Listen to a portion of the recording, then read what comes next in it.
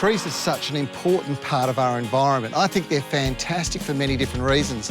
One of the most important is that they actually regulate the environment that you live in. It means that they keep the temperature pretty consistent all the way through. They cool the house during the day and they actually keep the humidity there so you don't have to warm it at night. And this saves money on power.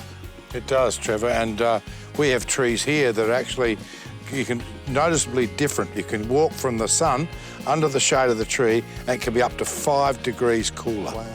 It's actually fantastic, and that's with very big trees, and this is a ficus I'm talking about, and I often bring people in there and say, just come in here for a minute and feel this, and it's a noticeable difference. And I think we've sort of grown away in the suburbs of Australia from having trees around, and we need to have more of them because they're stunning, they're really important for our environment. They obviously do so much good as well. I'm looking for a few trees that are exotic trees that would perform really, really well in a cooler climate. Have you got some suggestions from up this part of the world? Certainly have. Just over this way, we've got a few. This is Cassia fistula, or golden shower tree, a beautiful tree for warm gardens and many other spots around Australia. Masses of beautiful chains of yellow flowers. I love this one. This is a terrific tree. Probably where I come from, they're going to get to around about 7-8 metres with a 5 or 6 metre spread. What about this one? Peltophorum. Yes, often called yellow jacaranda. A lovely tree, grows to about 10 metres. Masses of yellow flowers, very hardy. It's an Australian native. This is one of my favourites, the brachychitons. I just love these plants. Lovely things. This is a hybrid. There's many different colours.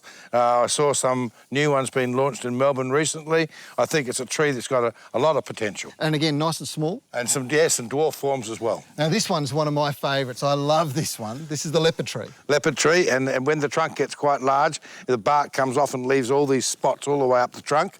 Very attractive, yellow flowers, about 10 metres, used a lot in Brisbane as a street tree. Speaking of beautiful trees, this one, Hong Kong orchid tree, gets its name. The flowers look like orchids, smothered in purple flowers. It is, Poinciana, lovely tree, grow anywhere in Australia. It's one of my favourites. This one here, this is called the Poinciana.